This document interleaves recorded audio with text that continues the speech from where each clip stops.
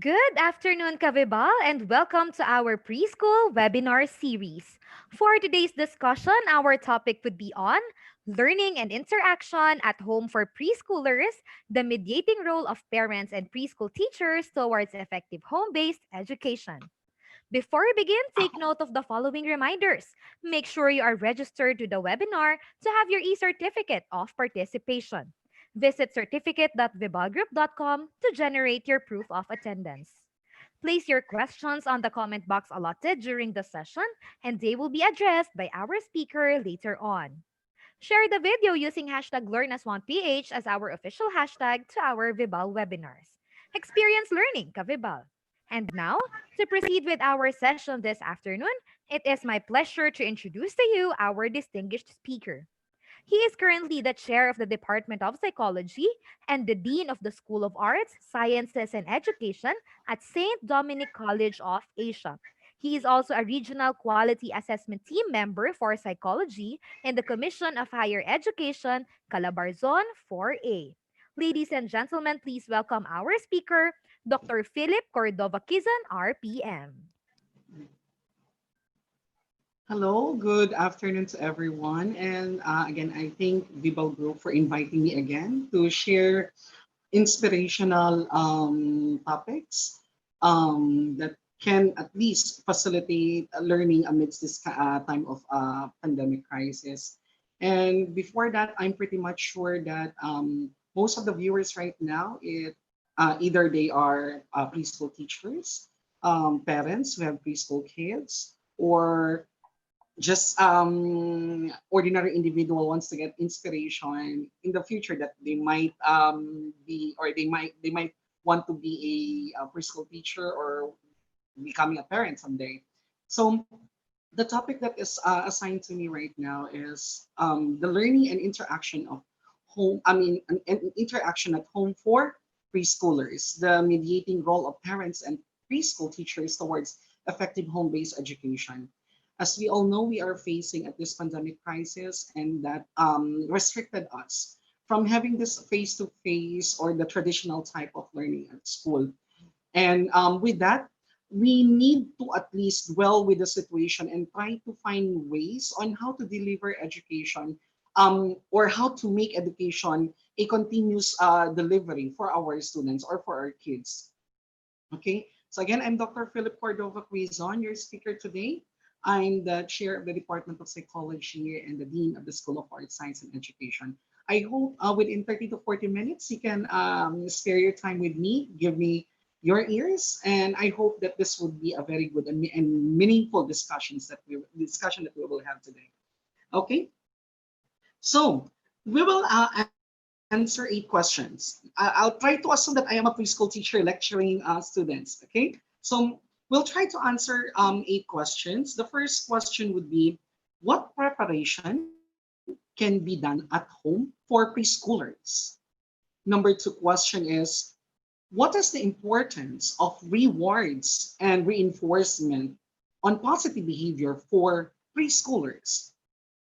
Number 3 question is, how preschoolers can be actively engaged at home. As we all know, we are now restricted to have face-to-face or the traditional type of learning. And that's the reason why the topic that we are discussing today is, how can we facilitate learning at home for preschoolers?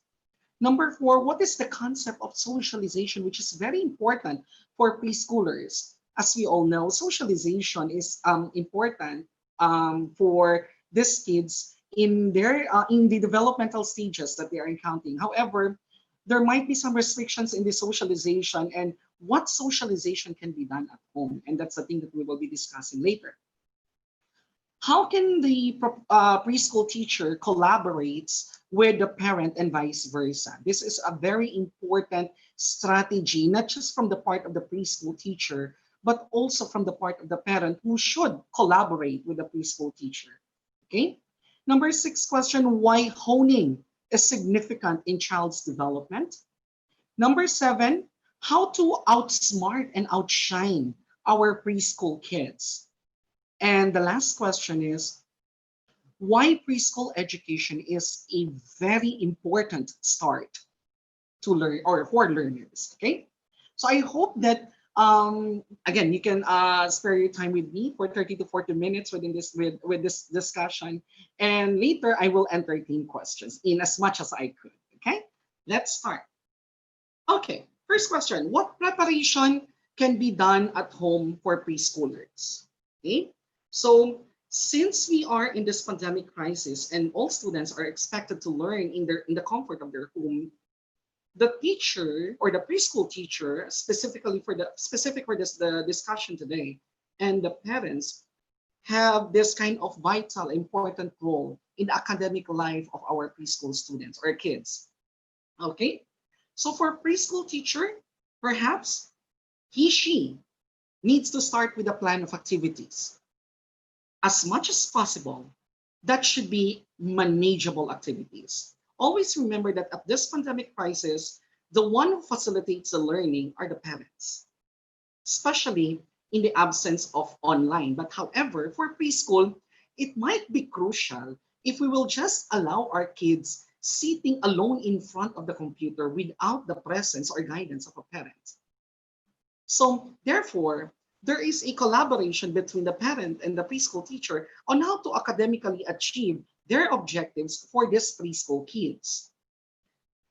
Number two, the preschool teacher should develop some learning modules or learning materials that can be done at home and can be managed by parents as facilitators. Okay, what are those learning modules or materials? Perhaps we are expecting that this preschool kids, their learning is not that extensive. It's more on appreciation, simple recognition. Like, for example, we can give them reading materials in the sense that the reading materials can be also read properly by the parents. I mean, those simple reading materials or simple mathematics for recognition.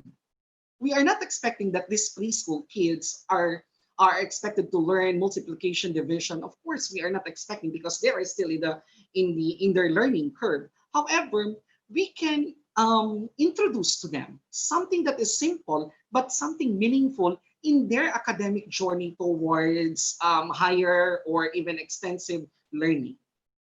Another perhaps preparation for the preschool teacher are the sample exercises. When we say sample exercises, we are expecting that these exercises are not complex but simple. Like for example,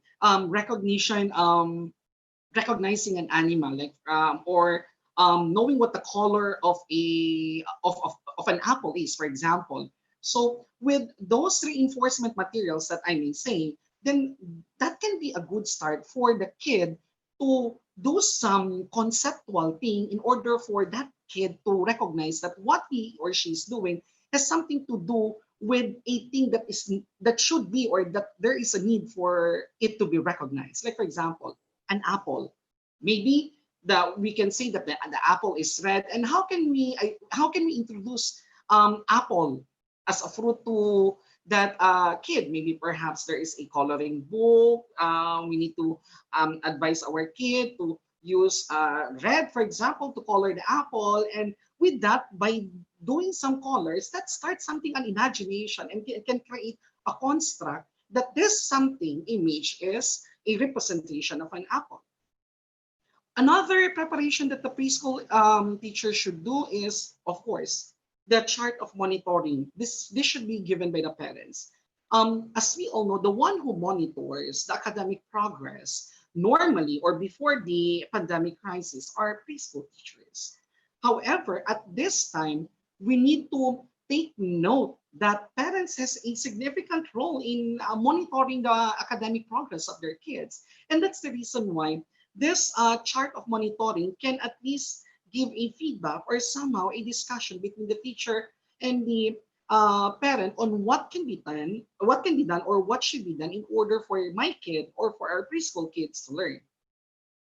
From parents, what we can prepare are, of course, the learning environment. When we say learning environment, we need to check it as 360 degrees. We're not just setting a table and chair for our kid, but we should also check what kind of environment that the kid should have at home in order for the kid to learn and to increase his interest or her interest in learning. Like, for example, if you have a very nice table and a very nice chair for your kid in order for that kid to at least be actively participate in your engagement or facilitating process. However, you need to check the surrounding also.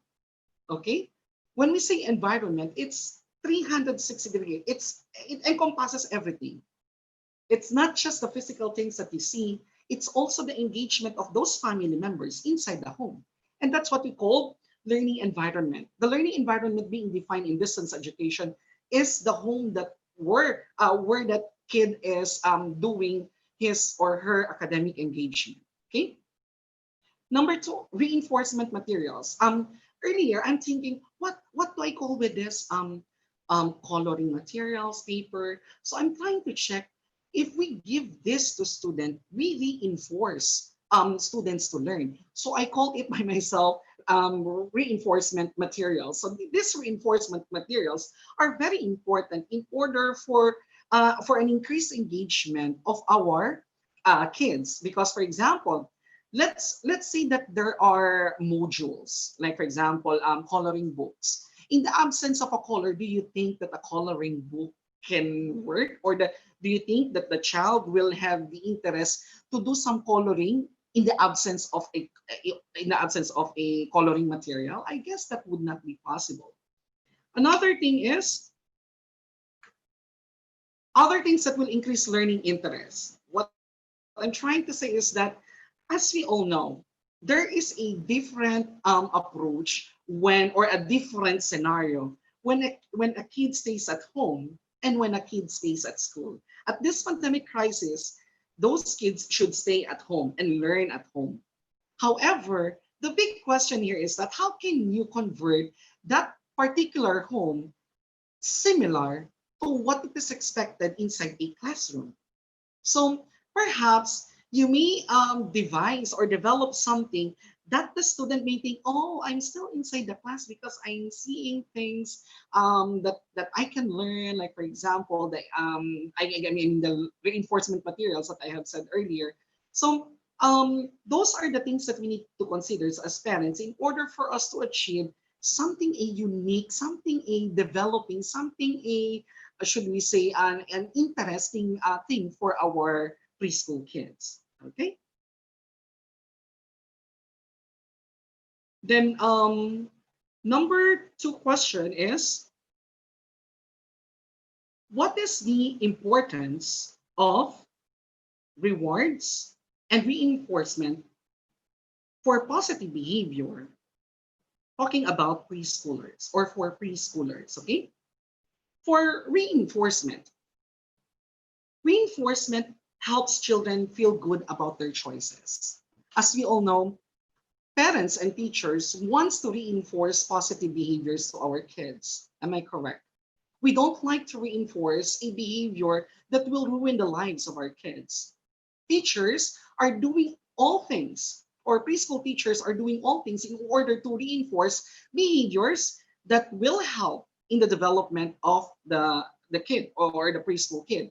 So when we reinforce positive behavior, then this can be example behaviors that kids will accept, that kids will try to think, and kids will eventually do.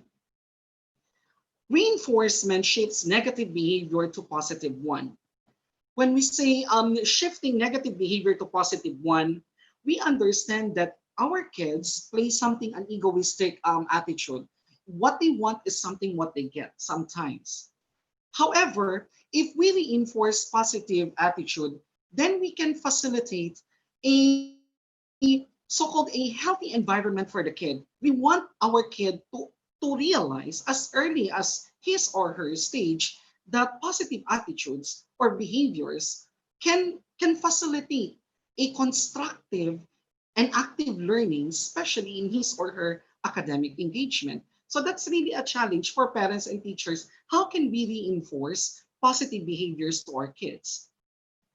Another thing that reinforcement can help is positive behavior, or I mean reinforcement, of course, develop positive habits. Like, for example, if your kids are doing something that is not in helping him or her, definitely, if we will not reinforce positive behavior, that may be, or that may create a comfort zone to the kid, and which is very crucial, and I guess for me a monumental task if that is now his or her comfort zone. However, when we will reinforce positive behavior at his or her age, definitely they will see us a model. They will see us something, an example, in order for this example to get, I mean, this example be manifested with their daily activities at home, especially when they are dealing with their academic engagement. What about rewards? Actually, someone asked me, "Sir, can I give rewards to my kids?" Basically, when I will answer that question, I will say yes. But to what extent? It's not that easy to describe why a reward is important. It is checking what type of rewards that we are giving, and to how long we will give the rewards, or is it something that we something what I mean the reward that we are giving is a physical reward, or something a verbal reward that will increase internal, or something within, like motivation, self-efficacy, and the like. So rewards makes a learning atmosphere positive one. So it creates a positive learning atmosphere. Like for example, I'll give you an example of non-physical rewards. Like if you see that your kid is excelling, then it doesn't mean that the kid wants to have a physical thing. Sometimes they are asking for appreciation. So what we can do is we can do some positive feedback. Positive feedback triggers a reward signal in the brain. It reinforces the action that caused it and make it more likely to be repeated in the future. So kung sasabihin niyo sa inyong anak na, "Anak, ang galing-galing mo." Yung pagsabi mo ng, "Ang galing-galing mo," tatatak niyan sa utak ng anak ko, I mean sa utak ng bata, na sasabihin niya, "Ay, gagawin ko pa kasi syempre na-appreciate ni mama at ni papa yung mga ginagawa ko." Or something na, "Anak, very good," or ganito. Those are positive feedback that can help positively develop the personal engagement of the kid to his or academic activities.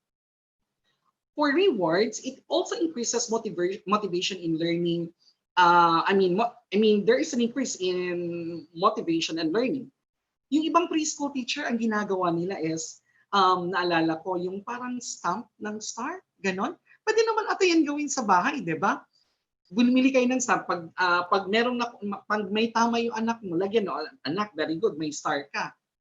Minsan, hindi nyo na lang mamalayan, yung star na yan, tatatak yan sa utak ng bata na ito ang magiging dahilan para ako ay maging successful sa buhay. We may not we may not read what is inside the mind of the kid, but we don't know the imagination of that kid to the star that we put in his or her hand. Another thing about rewards is that rewards recognizes accomplishment, which has a positive effect to kids, as I have discussed earlier. So the more you give rewards, sabi nga nila, the more it increases accomplishment. But take note, hindi pwede habang buhay na reward lang ang magiging basis for their success. That's the reason why I encourage parents to do balance in giving rewards. You may give something that will benefit them in their journey towards academic activities, or in their academic life. But most of the time, I encourage parents to do a positive feedback. Okay? So ang ibig sabihin nito, hindi kailangan bumili ng laruan para mag-perfect yung anak ninyo.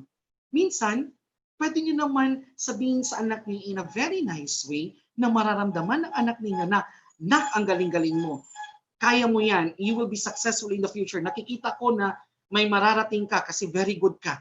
Those are inspirational words na papasok sa mind ng bata at ipaprocess niya to at sasabihin niya, "Ay, oo, magiging successful ako sa buhay." If that would happen, then therefore, at a long run, your kids will be successful in life.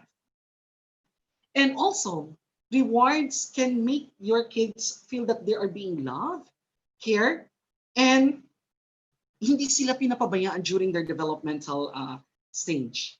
So ang ibig sabihin nito, the more we do some encouragement to our kids, the more the reward is given, but not what I'm not saying reward something physical, but more on a positive feedback, the more we encourage our students to succeed in life, the more they feel na mahal ako ng tatay ko, mahal ako ng nanay ko, at inaalagaan ako ng nanay ko kasi mismo sa kanila naririnig ko kung gaano nila na-appreciate ang simple task na nagagawa ko ng tama. Okay? Next question is, how preschoolers can be actively engaged at home? So, alam naman natin na playing is very important thing in the lives of our kids, especially for preschoolers. But I abbreviate play in this abbreviation. P stands for participate in his or academic, in his or activities at home. L, list all the things that your kids needs. A, actively respond to the curiosity of your kid. Y, yield meaningful and memorable experience. So that's participate, list, actively respond, and yield meaningful and memorable experiences. So first, participate. When we say participate, these parents are facilitators at home in the learning of their kids, while the preschool teachers guides the parents in order for them to become successful in the facilitation process of our kids. So, dapat tayo parents, we should participate sa mga ginagawa ng ating mga anak. Kasi the more we participate, the more we give guidance to our student to what direction that they should be. Kasi minsan, if misguided ang bata, hindi natin alam na yung ginagawa ng bata na alam nating mali, yun yung ginagawa nila kasi hindi natin sila nag-guide. And that's the reason why our participation is very important, especially at this time of crisis where school is now based at home. Second is list all the things that your kids needs.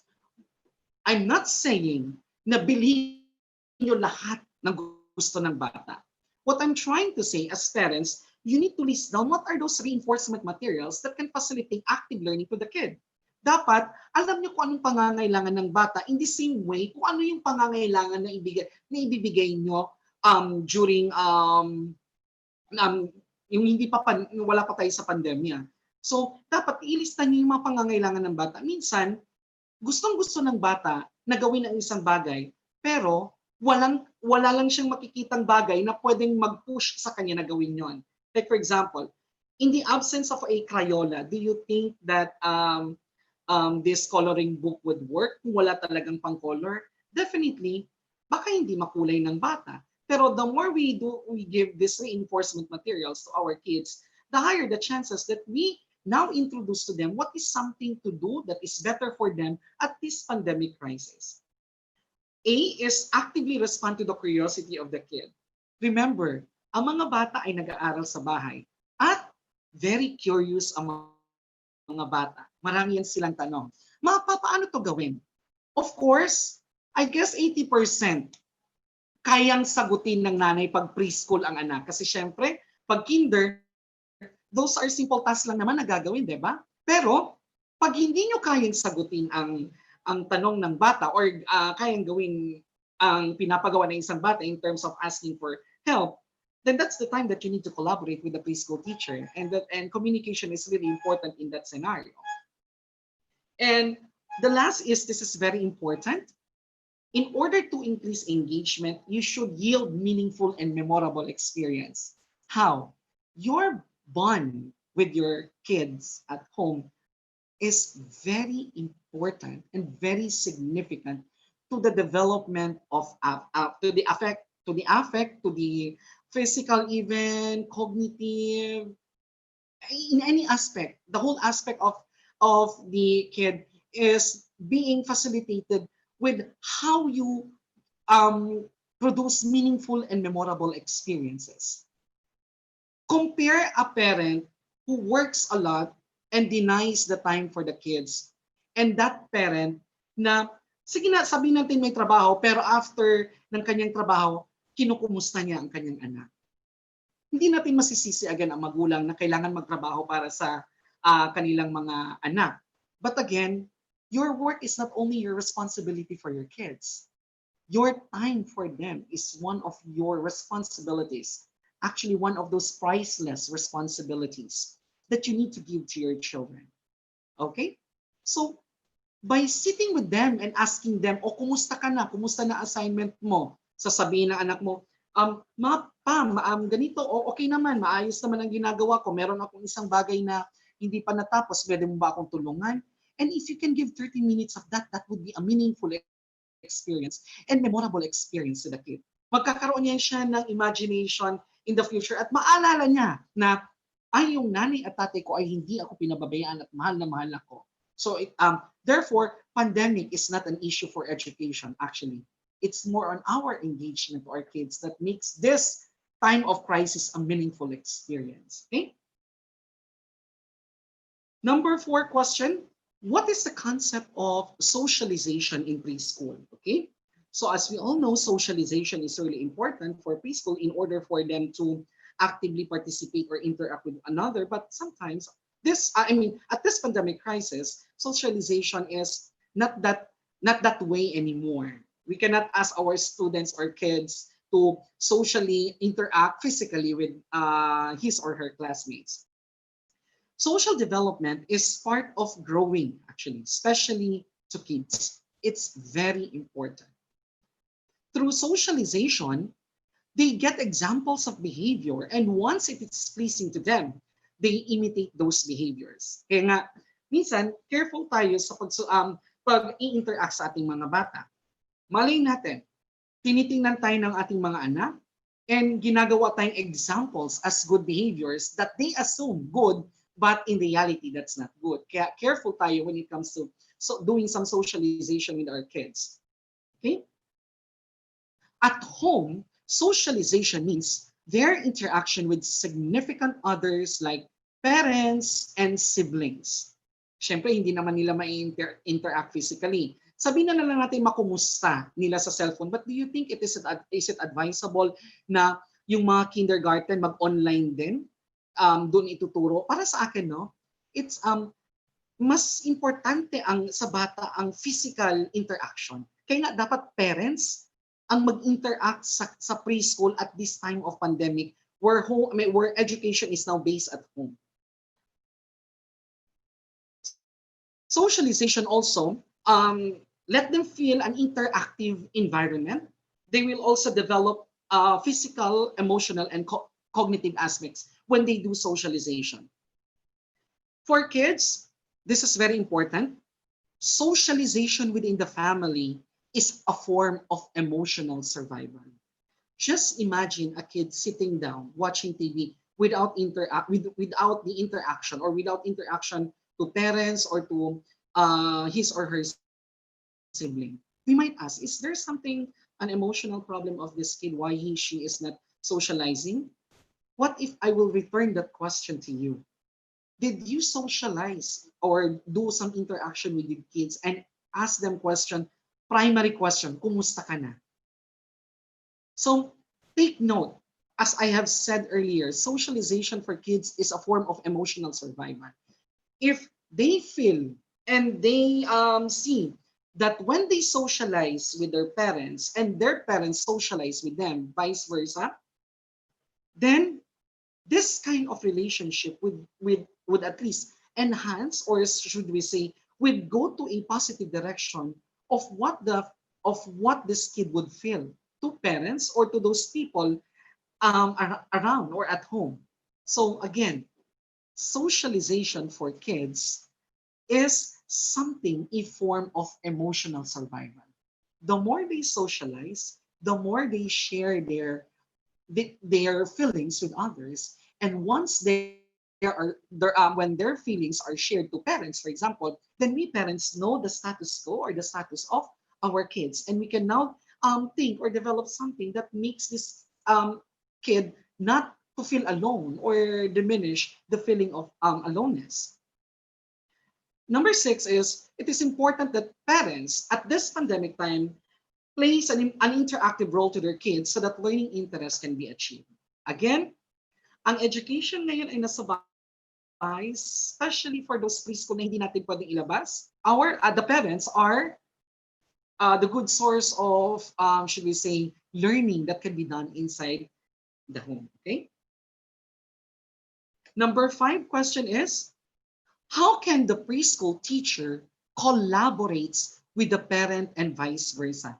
I hope that you can see in the presentation because actually, um, I did it earlier. Gumawa ako ng matrix kung paano ba talaga ang cycle. And I come up with this. So it starts with the preparation. Then there is a transfer. Then there is facility or facilitation process. Then feedback. Then it goes back again to preparation. So that's the parent-teacher collaborative cycle for preschool distance education. Let me explain the cycle, okay? Prepare. This is the, should I say, the considerable action that should be done by a teacher, by the preschool teacher.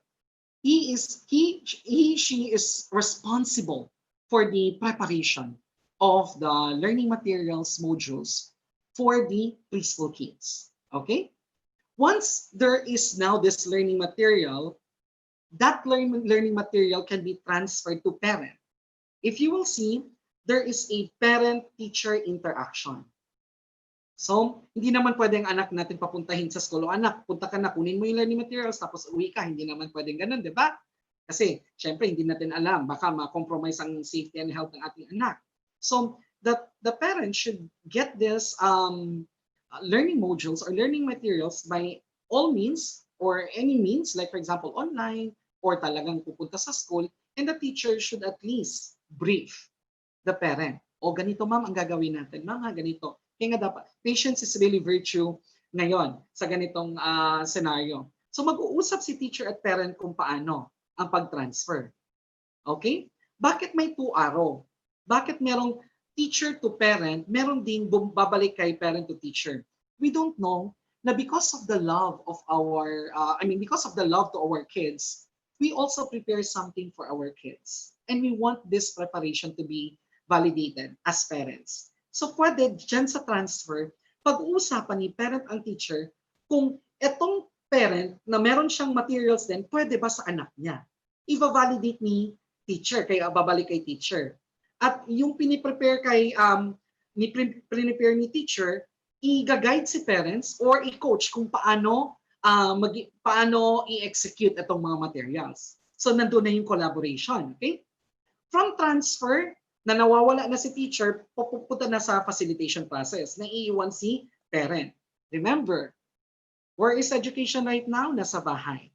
Kaya nga, dapat si parent is a very good facilitator. Okay? So kung na-coach na siya ng maayos, pwede na siya maging facilitator.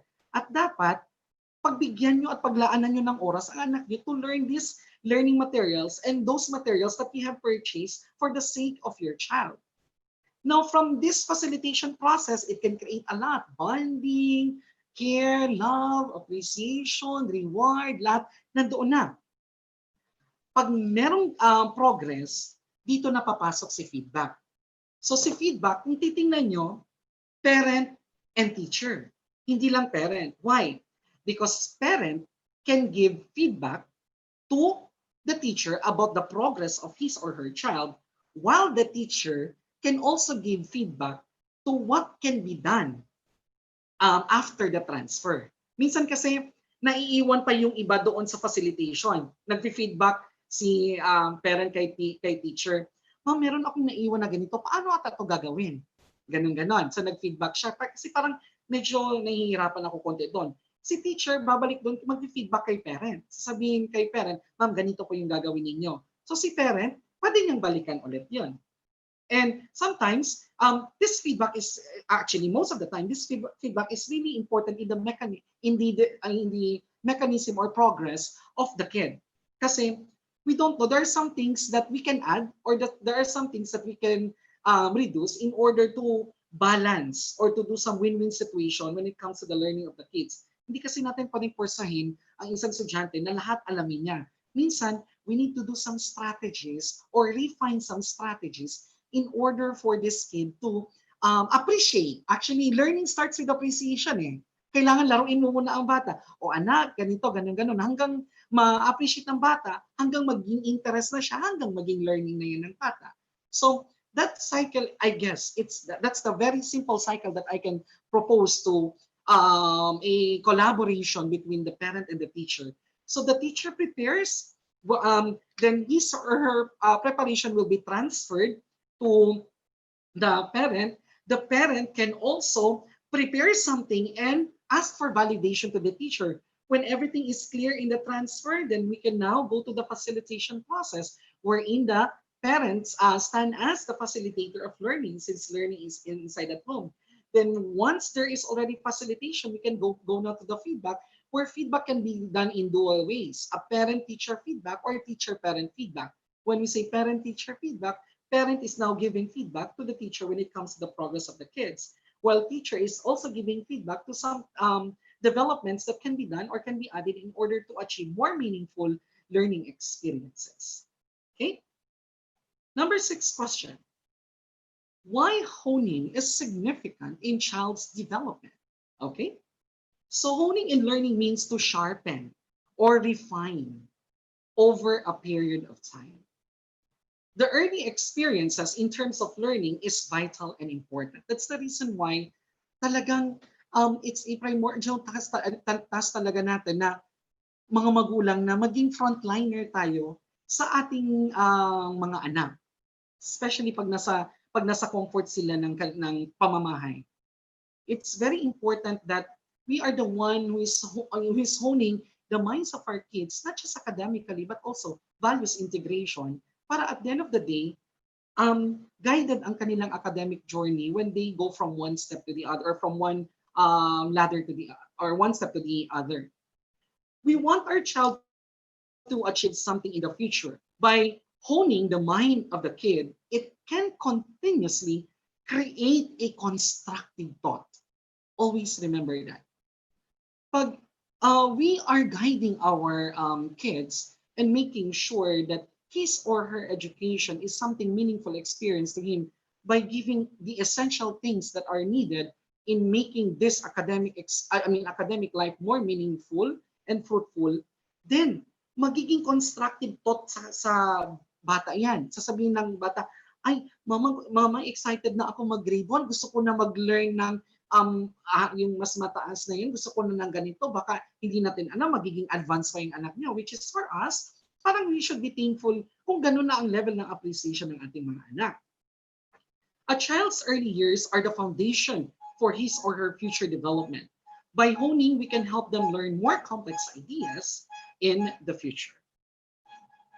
Number 7, how to outsmart and outshine our preschool kids. I certainly understand that parents are doing kung pwede everything, di ba? We are doing everything in order to make our kids outsmart and outshine. So ang ibig sabihin nito, maging matalino at maging bibo. Yan yung pangarap ng mga magulang, at yan yung kasiyahan natin. Hindi yan mababayaran kahit kanino. Pag nakita niyo yung anak niyo na first honor, may honor, or something na may award, syempre, parang ego natin na parang, wow, pwede nating ipagmayabang na ang ating anak ay ganito, parang ganun. Syempre, kung sa Filipino culture, minsan, kinder pa lang, ginagawa na natin ng mga tarpaulin, something like that. I'm very happy for those parents na ganun ang kanilang motivation na pinapakita sa kanilang mga anak. And it's something helpful. Kaya nga, in order for your kids to be outsmart and outshine, I guess these 9 tips can help. Okay? Number 1 is facilitate self-efficacy to the kids. The belief that anak, kaya mo yan. Yung anak, kaya mo yan, nagpapataas yan ng confidence sa anak na kaya kong gawin at kaya kong matuto. Kung in the other way, pag negative ang binibigay nyo sa anak nyo, definitely, mawawala ng self-efficacy or self-worth ang anak ninyo. Pero pag sasabihin nyo, anak, kahit nagkamali ka, kaya mo yan at alam kong magaling ka. Wow, that's a very good positive feedback to your kid. And at the same time, a reinforcement to the kid. So, self-efficacy is really important because sometimes we forgot this self-efficacy to our kids. We don't know how this self-efficacy plays an important role in the development of our kids. This self-efficacy can lead to independence and individuality of the kids. That would mean na kahit wala na ang parent, mag-isip ng bata, ay kaya ko to, pag-aaralan ko to. Kung yun ang in-establish nyo sa inyong anak, definitely, you can really make a meaningful academic experiences to your kid. Next is, always tell them that they are good and they can be better in the future. Huwag natin sabihin sa kanila na ang mali ay wala na, ay katapusan na ng mundo. Hindi mo pwedeng sabihin sa mga anak na, ay, nagkamali ka, hindi ka pwedeng magkamali sa sunod. Hindi pwede kasi tatatak sa utak nila, am I a perfect person or expected to be perfect? Parang ganun. Eh syempre, baka magkaroon ng dilema ang anak kung paano siya mag-a-achieve sa kanyang buhay.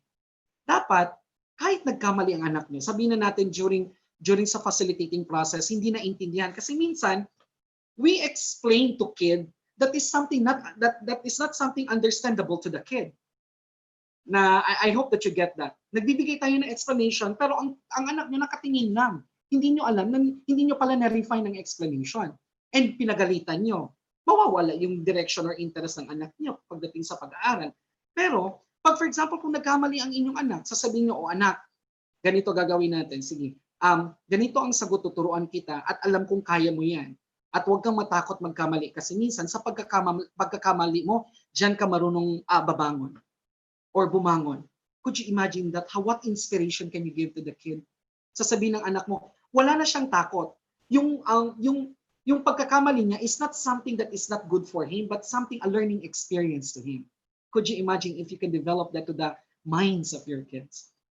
Next is, acknowledge their ideas and define them in order for them to understand at their level. Excuse me. So what I'm trying to say is, because of the curiosity of the kids, sometimes they keep on asking questions na parang minsan hindi mo alam kung anong isasagot mo. Meron kang alam pero paano mo sasagutin? Parang ganun. So, well, we cannot blame our kids because nasa learning curve pa sila eh. Kailangan pa nila matuto ng marami, especially in the recognition part. So might as well try to do some reflection first in the answers that you will be giving to your kids at home.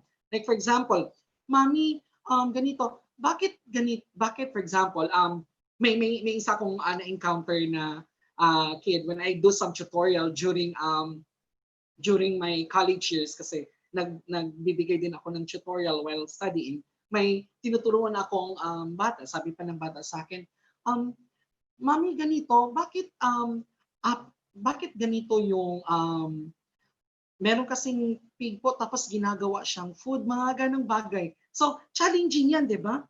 Could you imagine how you will respond it na in a way na very positive sa pagtanggap ng bata na bakit ang isang pig na drawing niya, pagdating ng paglaki niya, or even at his age, bakit inintroduce as food? Sasabihin sa iyo, "Mami, di ba, bad yung ganito, ganon." So, dapat reflective ang pagsagot ninyo na in a way that the answer should be in the understandable level of the kid. Minsan kasi, totoo, minsan mga bata, mga pilosopo talaga. And sometimes we have difficulty answering their philosophical minds at their very young age or even yung curiosity nila. So be careful. Maybe perhaps we can do some reflection first on the answers that we'll be giving before we will respond to the query or to the curiosity of the kid. Okay? Next, give positive feedback or reward accomplishments. Okay? Sa mga may kaya, I guess, pwede naman, pero please put some limitations in giving rewards. I'm not saying na nire-restrict ko kayo na magpagbigay kasi syempre you're doing your best as parents para mabigyan ng pangangailangan ng iyong anak or even wants, hindi na needs, 'di ba? Pero take note, the more you exercise that physical rewards, na every time na may accomplishment, bibigyan nyo ng something na ganito, baka mako-condition yung anak nyo na matututo lang ako kung merong ibibigay sa akin ang aking nanay or tatay. That's very monumental task pag yan ang nasa utak or may ng mga anak ninyo. Medyo mahirap yun, especially sa kids. Sasabihin nyo, "O anak, pag perfect ka sa exam mo every week, magja-Jollibee tayo. What if nawalan ka ng trabaho? At what if naging comfort zone niya ng anak mo na pag perfect siya sa exam niya or mataas ang grade niya, puro Jollibee ang ibibigay mo at wala ka nang maibibigay?" There might be a tendency that this kid might misinterpret you because na-condition mo siya na ganun ang ibibigay mo. Kaya nga dapat balanse. Sometimes, physical rewards are not feasible at some situation, but I really acknowledge positive feedback in order to increase encouragement, motivation to students. Kasi itong positive feedback na ibibigay natin sa anak natin, lifelong to. Mailalagay nila sa kanilang utak na, ay, ang aking nanay at tatay ay nag-appreciate ng aking achievements. At natatandaan ko nung sinabi sa akin ng nanay ko na, anak, kayang-kaya mo yan. Could you imagine that? After years of being said that, na-recall pa rin ng bata, di ba? I mean, ng anak ninyo. That is a meaningful experience na dadali niya all throughout his or her life. Guide their failures towards an optimistic ones. Minsan kasi, let's be honest, makukulit talaga ang mga bata at minsan nagkakasala sila. Para sa parents, sa part ng parents, let's try to put more understanding to our kids. Wag nating i-restrict yung ating mga anak na wag maglaro sa bahay kasi playing is part of their activities at that stage. Minsan kasi, anak, ay ganito nagkakalat ka. Pwedeng pagsabihin mo yung anak mo na ganito yung gagawin. Turuan mo siya ng simpleng proseso. Alam ko na maiintindihan ng bata kung makikita or mararamdaman ng anak ninyo yung willingness na kaya mong i-guide sila all throughout their life. Okay? Next is, appreciate their happiness and share your happiness with them. Mas maganda ito. Pag masaya sila, then try also to appreciate their happiness. Like for example, Mami, perfect ako sa exam. Ikaw naman, syempre, gusto mo i-share yung happiness. Perhaps sasabihin mo, very good, anak. Or kukuha ka ng star. Ganun, anak, meron kang 3 star. Ganun. Could you imagine that bonding between the parent and the kid? Meaningful experience yan para sa bata. Yung encounter na yan. Matatatak yan sa utak niya na, ay, mahal na mahal ako ng aking mami at daddy, ng aking mama at papa, at gagawin ko na maging successful ako in life. Mag-aaral ako ng mabuti. Mailalagay yan sa utak nila kasi mismo tayo, pinapakita natin sa kanila what a positive reinforcement and rewards that is sought for their, that is for them, that is for their good. Okay? Next is, you should be their number one fan in their life. Actually, dapat kayo ang number one na fan sa buhay ng mga anak ninyo. Especially pag preschool or nasa kindergarten pa. Kasi minsan, nagkakaroon ng shame or doubt actually kung kay Eric Erickson yan, di ba?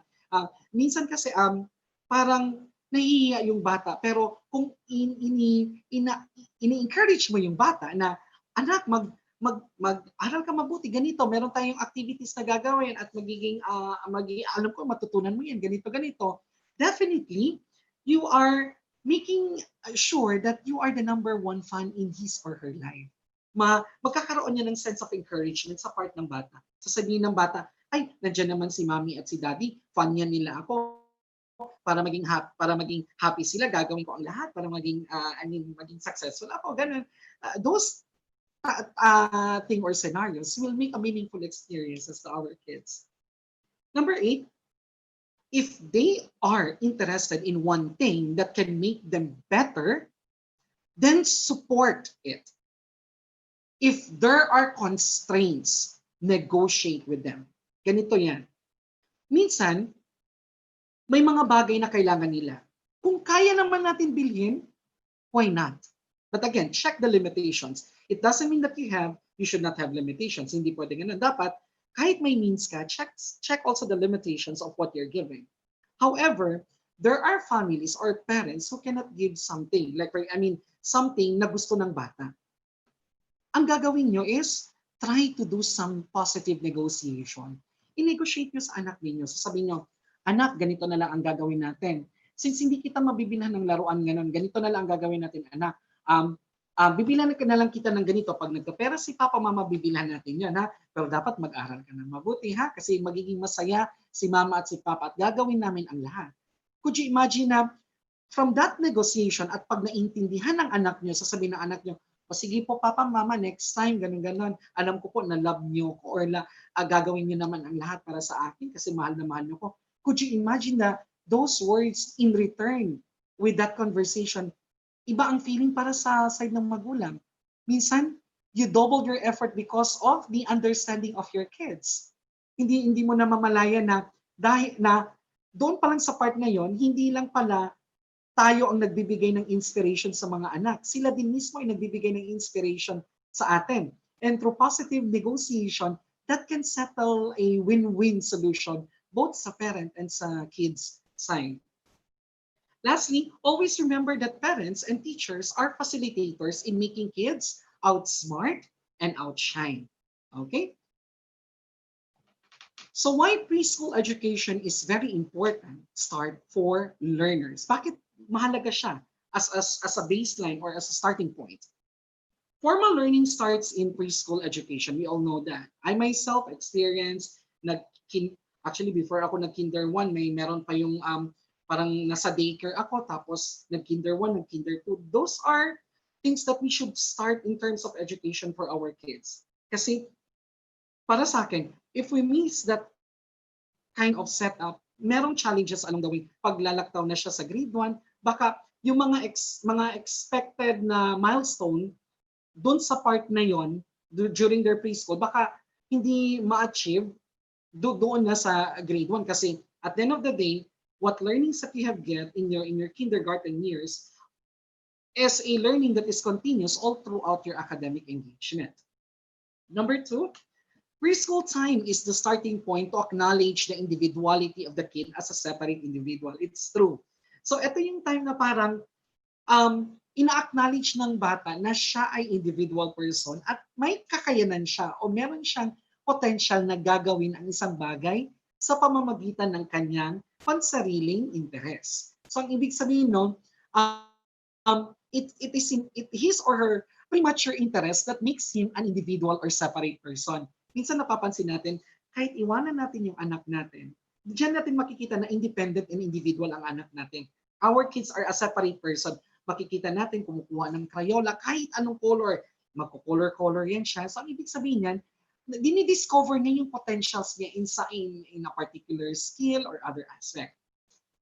Preschool education gives opportunities to kids in exploring and developing more their potentials. So this is the time for the kids to explore that she is a separate person and has something to do when it comes to exploration, when it comes to discovery, or even developing more some expected or milestone during that stage.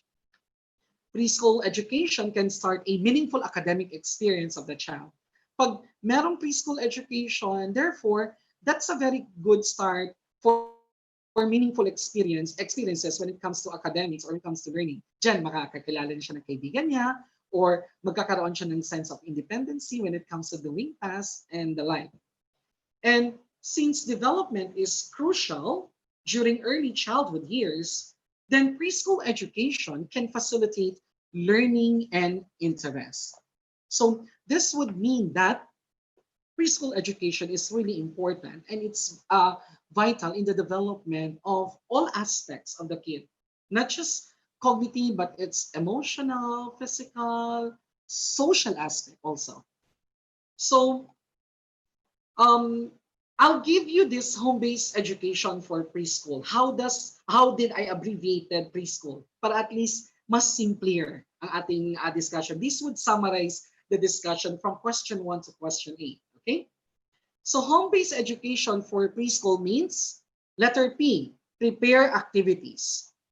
Letter R, reinforce and reward positive behaviors through socialization with collaboration of parents and teachers to hone the minds of kids and make them outsmart and outshine learners. I'll repeat. Letter P, prepare activities. R, reinforce and reward positive behaviors. Letter E, engagement in alternative learning. Letter S, socialization. Letter C, collaboration of parents and teachers. Letter H, hone the minds of kids. And letter O, outsmart. Another O, outshine. And letter L, of course, our kids, the preschool kids, the learners. So this is how I summarize preschool when it comes to home-based education. Okay, so before I end my discussion, I just want to leave these words of wisdom. Again, Mahilig talaga kasi ako sa words of wisdom. Eh. So, iiwan ko to sa inyo and you may reflect. Okay? Who we are now is based on how we dwell in the past.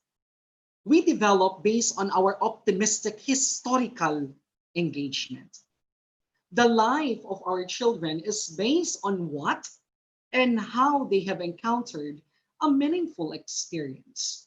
Hence, if we want our kids to live a fulfilled and meaningful life, start it with education.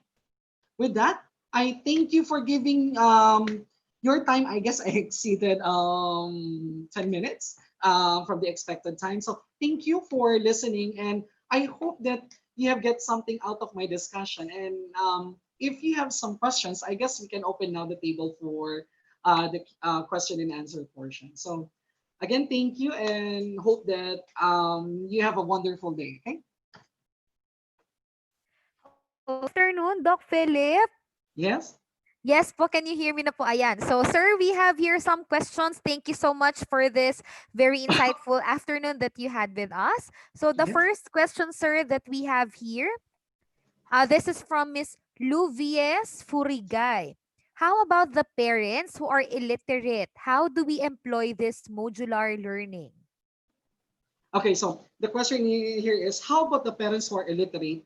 How do we employ this modular learning? Okay, I don't believe that parents are illiterate. Maybe they define it based on what capacity they have and they associate it with literacy or low literacy. Ang feeling lang nila is wala silang kakayanan. Pero sa totoo lang, may kakayanan kayo. Minsan, hindi excuse ang inyong literacy to not consider the welfare or the academic welfare of your kids. Maybe this is a very good opportunity, parents, for you to learn at the same time with your kids. So, um, marami nagtatanong sa akin, no read, no write ako, pero nakakapagsalita ka. You can express words. Therefore, there is a tendency for you to recognize words in written. Or you have struggled a lot in your life and here you are now, you're a parent. So therefore, I don't believe na may parent na illiterate. Sabihin na natin, if in case meron talaga at whatever circumstances it may have, we may ask assistance to someone who can help us. Hindi ibig sabihin na pag illiterate tayo, for example, illiterate ako, wala akong alam para humingi ng tulong sa iba para tulungan ako. Dapat gagawa tayo ng paraan kung hindi tayo ang nakakatulong sa ating anak when it comes to our academic engagement, why not reach our hands? Reach our hands to top other people na pwedeng makatulong sa atin. So dapat, ang being illiterate has nothing to do with our willingness to participate as facilitators in the learnings of our kid. We should always remember that we are the best person to be consulted by our kids, especially at this pandemic crisis. If walang consultation na mangyayari, mapapabayaan ng ating mga anak. Kung hindi natin kaya in terms of academics na maging facilitator tayo, why not we can do the other way facilitating process by asking help. And when we can get help, then why not do some collaboration? Okay? So dapat don't stick with that word na no read, no write ako. Hindi ko na kayang tulungan ng aking anak, aking kindergarten anak or preschool kid na anak. Hindi yan excuse actually. Dapat maging yung willingness natin. Ilagay natin sa puso natin na tayo magulang, tayo ang merong responsibilidad para maging matutong ating mga anak in any ways, in any forms. Okay? So, para sa mga magulang na medyo may hesitation sa kanilang mga anak na turuan sila, I advise you, please remove that hesitation and just think the love and care that you have for your kids. Eventually, hindi nyo alam, pati kayo may mga natutunan din kayo along the way. And that can be a meaningful experience, not just to the kid, but also to you as a parent. You can really say that, ay, kaya ko pala, nakalimutan ko lang pala na meron pala akong potential. Okay? Next question. Okay po, Doc. For our second question, this is from Miss Marisa Borines. What is the effect of serve-return interaction among children and family or parents with their brain structure?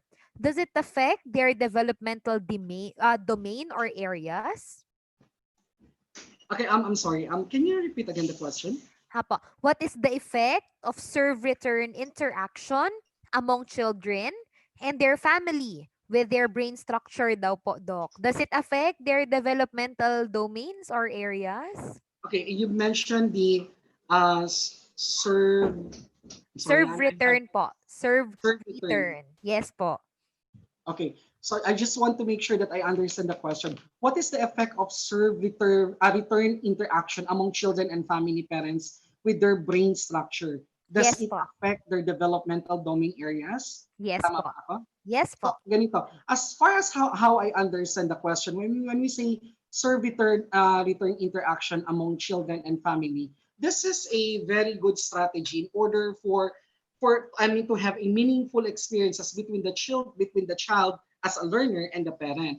So if we have a positive serve return interaction among our children and family, therefore there is a kumbaga there is a positive development in terms of cognitive. I'm not so sure with the brain structure because brain structure has a is a totally different topic. It's more on a neurodevelopmental.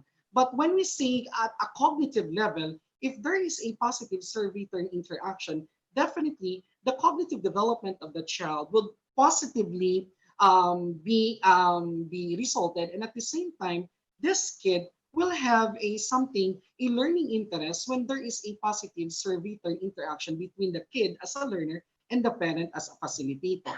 So if you will ask me if there is a positive effect in the developmental domain or areas, yes. But what about brain structure? I may be limited in answering that because that is a neurodevelopmental questioning. That is something a very technical question that may be asked somehow. But I'll research that answer to you about the brain structure. How does it affect? But cognitively speaking, when we say serve-return interaction, we need to check first how far the interaction have done and at what meaningful experiences or positive experiences was is taken out when it comes to that interaction.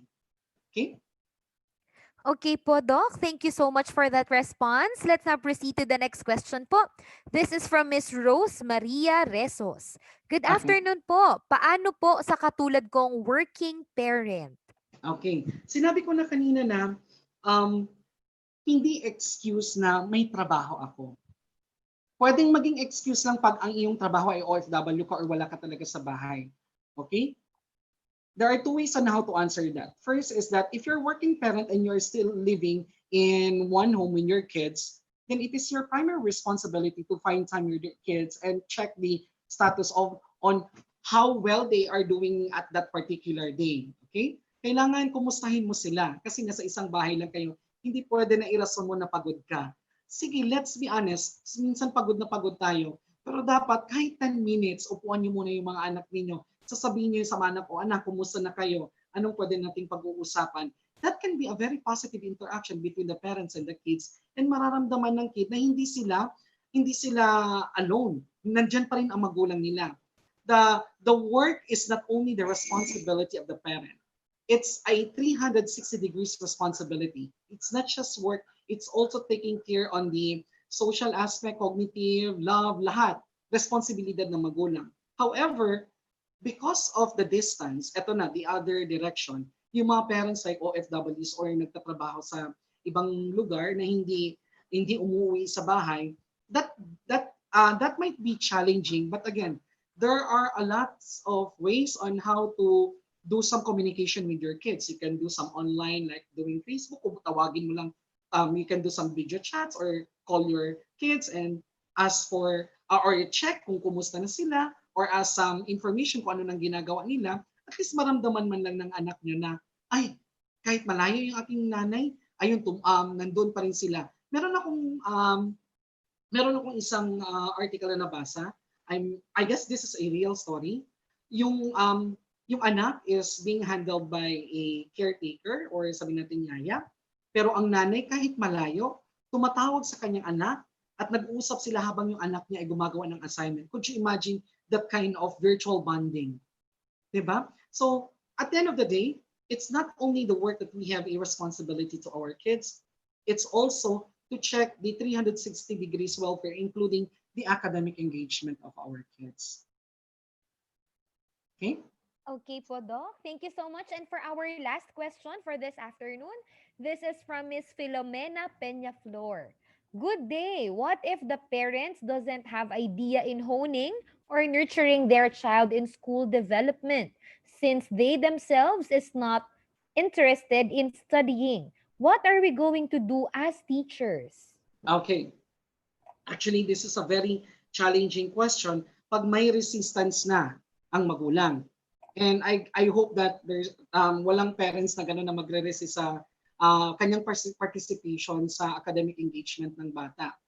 Ang question kasi is, what if the parent doesn't have an idea in honing? Always remember that you parent decided to become a parent. So it's your primary responsibility to know how to become responsible parent by honing them.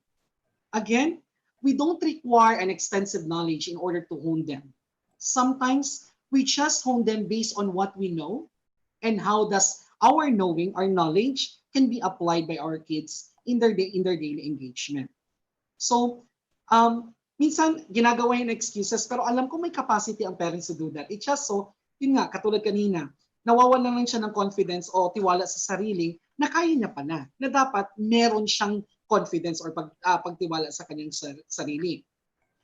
Ang second question dun, since they themselves is not interested in studying, what are we going to do as a teacher? Sa part ng teacher, eto na. 'Di ba? Sabi nila, teachers are second parents. And I challenge preschool teachers. Sabihin na natin na nasa bahay ang education ngayon. I mean, home-based ang education ngayon. I challenge all preschool teachers to do some evaluation, to do some visit in order to check the the engagement of the kids. Not every day, at least kahit papano. Reach out to the parent and maybe you can conduct some query directly to the kid o kumustahin mo siya, ganon. Medyo mahirap siya gawin kasi minsan tatanungin, wala namang pinoprovide sa amin load ang administration ng school, paano yung gagawin? Yes, it's true that minsan wala talaga because of pandemic crisis, minsan nawawalan ng kita ang school or something. Alam naman natin, apektado lahat ng business. Pero come to think of it, if you have a little means to do that as preschool teacher, reaching out your kids and checking the status quo in terms of their academic engagement, at least kahit papano, yung mga anak or yung mga preschool kids na hindi binabantayan na anak, mafe-feel sila na meron pala silang second parent. Kaya nga, talaga, it's really a monumental task for teachers to nurture, to hone this kind of kids, especially maliliit. Pero again, this is a very should we say rewarding experience for a teacher, especially for preschool teacher pag magagawa niyo yan. Kasi minsan kailangan natin mag-extend talaga, we go to the extra mile in order for us to check the welfare of our students. And kung kaya naman, why not? Kung hindi, try to think some alternatives in order to reach your kids. Sabihin kong kids kasi syempre we are second parent to the kids, tayong mga guro. So, yun yung advice ko. I guess that's the best advice that I can give to preschool teachers. Yun lang kayo, maging matatag lang kayo. Just be resilient. Alam ko you will encounter circumstances or things along the way that will make you, or that will feel you that you are not a better teacher. Pero come to think of it, from the very essence that you're a teacher, you're the best person that you may have in the academic life of the kids. So try to embrace that. Try to make your profession as a passion. Kasi minsan kasi, we say that this is my profession, but sometimes not all professions are integrated with passion. Pero pag may passion, you will no longer see it as your profession, but you will see it as how you you can be a better person to others. So yun yung advice ko sa mga preschool teacher. And again, babalikan ko ang parents. Parents, huwag niyong isipin na wala kayong kakayanan. Meron. Meron kayong kakayanan na maturuan ang inyong mga anak. Kasi from the very beginning, when your child was born, you have already decided that you will take care of these kids. Okay? So it's a matter of asking a help to someone in order for you to deliver a very good facilitator, or try to do some self-research, or taasan niyo lang ang confidence niyo na kaya to. At the end of the day, magiging successful kayo sa journey being a facilitator to your kids at home. Okay? Okay po, Doc. So that's all the questions that we have for this afternoon. Though you already have said your words to our parents and teachers, I just also wanted to ask, Doc, before we end, do you have any final reminders? Okay, so first, again, I would like to thank Vival Group for giving me this opportunity. Hindi lahat na pagbibigyan ng ganitong oportunidad ng Vival. So I really thank Vival Group for this opportunity, and also for those viewers, preschool teachers, parents with preschool kids, those who are thinking to become parents soon, or those who want to align their profession or their passion to be a preschool teacher someday. Simple advice. I guess the best person who can hold yourself is you. Kayo ang makapagdesisyon kung anong makakabuti para sa sarili nyo. At pag nagdesisyon kayo na sa ikakabuti ng iyong sarili, then you can also share that goodness to others. Okay? So tiwala lang, huwag kayong mawalan ng pag-asa. Alam ko na nasa pandemya tayo lahat. Magtiwala lang, kaya natin to. At kung hindi man kaya, humingi tayo ng tulong para makaya natin to. Mahalin natin ang ating ginagawa, preschool teachers. Dapat maging focus tayo, maging devoted, and magkaroon tayo ng passion sa teaching, or even compassion, actually. Okay? So with that, I will leave to Vibal all the success in their company, and I hope that I have inspired everyone who's watching today. Thank you, and God bless. Thank you. There we have it. Thank you so much, Dr. Philip Quizon, for this very insightful and very inspiring session that you had with us and all Thank you. our Thank you. Kavibal viewers this afternoon. It is our Okay? pleasure to have you again with us this afternoon. Thank you. Thank you so much. Thank you. Thank you. And of course, all our Kavibal viewers, thank you so much for the 1 week that you are present in our webinars every 2 p.m. here in YouTube. We'll hope to see you again next week for another set of webinars about elementary education. Thank you so much, Okay. everyone. Have a great weekend, and we hope to see you Have again a great tomorrow weekend, for guys. our Bye-bye. FB Live session. Muli po, maraming salamat at magandang araw sa ating lahat. Thank you. Bye-bye, guys. Bye-bye.